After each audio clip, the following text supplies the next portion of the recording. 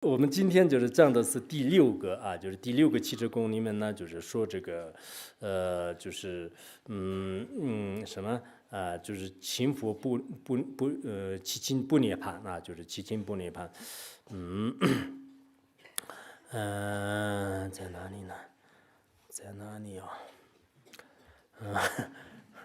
诸佛若于是涅槃，我悉至诚而全其，唯愿救助刹尘，解离了一切诸众生，是这吧？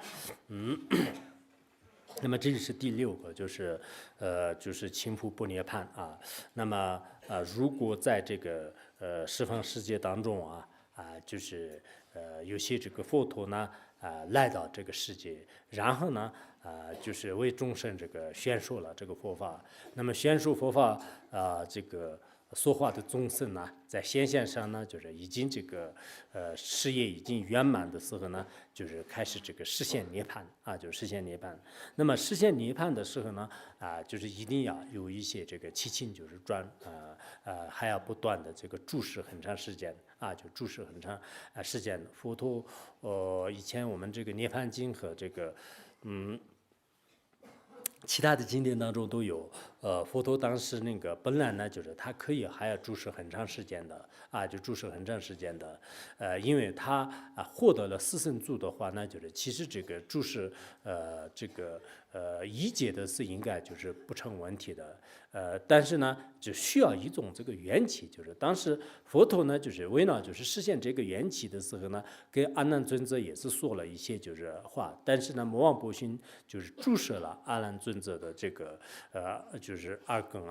就是没有就是听见呢，然后呢，就魔王波旬就是中间就是出现了，就是说是你当时刚开始的时候成佛的时候呢，就是说是四众弟子不圆满，现在你四众弟子已经圆满，你的事业也圆满，你可以这个实现涅槃。后来佛陀也是因为这个随顺众生就是在我们这个说法众生的福报浅薄的原因呢，也是这个实现涅槃。实现涅槃完了以后呢，就是阿难才了知，就是后来呢，就是包括这个迦叶尊者的是也进行对他这个呵斥就是不同的一些经论当中呢，都有不同的这个记载。所以说有些呢就是众生的福报就是特别浅薄，就是当时呢就是忘了这个七情的，或者说是就是没有这个七情。包括我们现在有些善知识要接近这个实现涅槃的时候呢，就一定要这个七情他，就是七情他要注视很长时间。有些善知识，尤其是生死自在的这些上师的话呢，他可以呢就是注视这个很长时间。如果所有的人都没有这个七情他的话呢，也不一定这个注视。就是所以说，他这里呢就是说这个佛陀就是还有这个高僧大德等，这实现涅槃的时候呢，我们这个很诚挚的，就是去这个全情他，因为这些大德也好，佛陀也好，哪怕是注视一天的话呢，那利益众生的功德是不可思议的以前上师如意宝这个注释的时候，也是当时就是有特殊的一些缘起呢，也是祈请过个别高僧大德呢，就是一定要注释，甚至上师在课堂上也说过，就是说是这些大德的话呢，就是哪怕是注释一天的时间就注释一天的时间，确实也是结缘，就是很多的众生去往这个菩提就是利益非常大的，就是不像一般的这个凡夫人呢，就死了也好，生了也好，就是对这个很多这个众生来讲呢，就是也是就是不闻不问的，就是也是这样的。但实际上，真正的一些大德，就是对弘法内生有意义的这些这个大德的话，那就是一定要全情就是注释。那么就是这个全情就是唯有这个为了这个无量无边的这些利益能这个救助在这个世界当中，而且这个世界的话呢，那么就不仅仅是一年一月就可以了，还是注视这个很多很多年，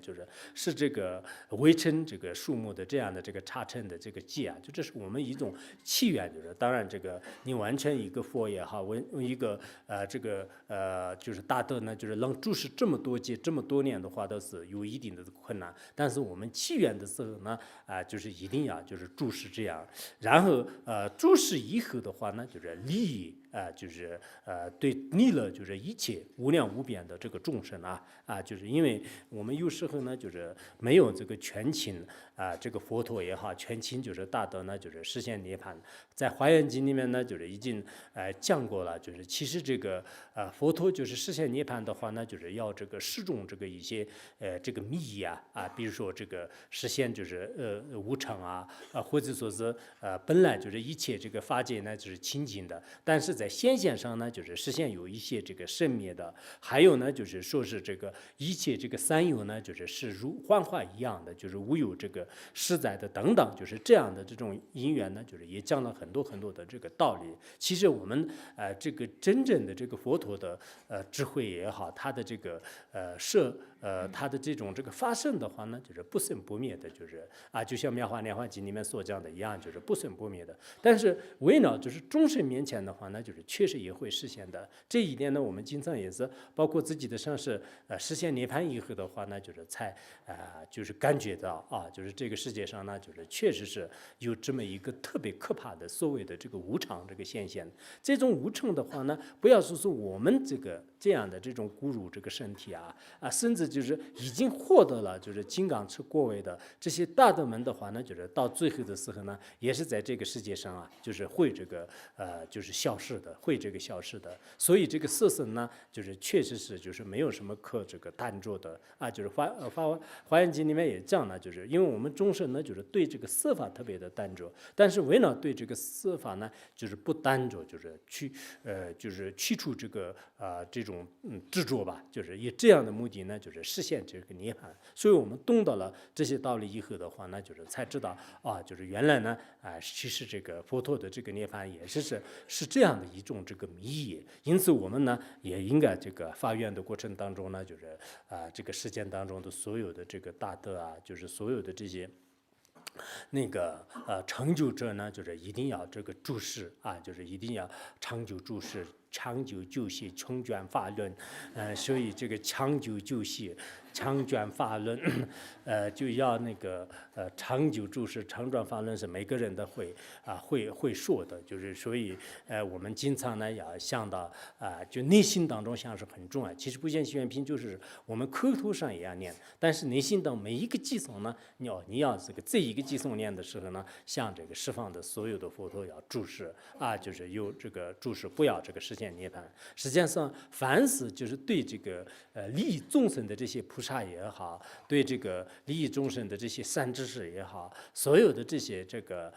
就人们的话呢，就是让他们这个注释就让他们注释这个千年万年百年，就是那么如果他们注释的话呢，那么他们不会就是我们一般的这个凡夫人一样的，一般的凡夫人可能他注释的话呢，最多是每天都是做自己的事情真正的菩萨的话呢，他就是每天都是就是做这个利益众生的事情有些大德呢，就是最后的是已经年老了，就是他可能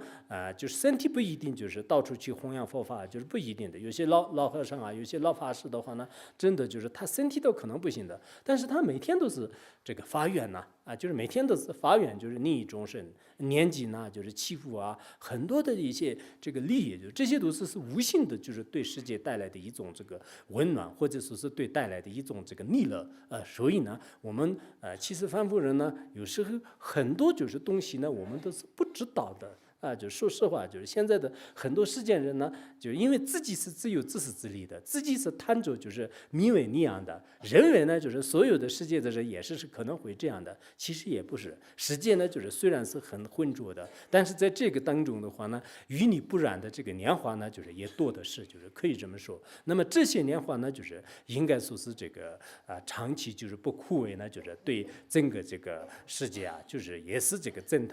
添了一种这个就辉煌，就是可以这么讲。